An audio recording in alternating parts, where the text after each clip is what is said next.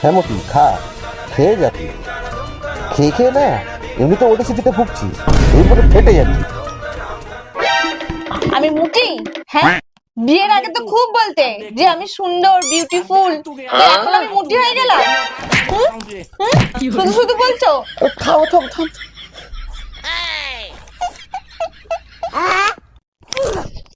আরে বাবা, অফিসে ফোন করেছিলাম। আসলে আমি ভেবেছি যে তুমি আমাকেই বলছো মোটা হয়ে গেছি, ফেটে যাবো। আমি ভাবলাম তুমি আমাকে আর ভালোবাসো না। কেন বলবো তোমাকে আমি এইসব কথা? তুমি তো একদম পারফেক্ট আছো। এক মিনিট, তুমি আমাকে বলছিলে না, তুমি কাকে বলছিলে কথাটা? আরে অফিসের রিঙ্কি সারাক্ষণ শুধু খেয়েই যাচ্ছে খেয়েই যাচ্ছে খেয়েই যাচ্ছে। তোমার ওকে নিয়ে অত চিন্তা কিসে? হ্যাঁ, ওকে নিয়ে তোমার অত চিন্তা কিসে? খালি উল্টো পাল্টা কথা বলা, আমাকে মিথ্যে কথা বলা। হ্যাঁ, তোমার অত টেনশন কিসে? উল্টা হবে, ফেটে যাবে, যা ইচ্ছা হোক।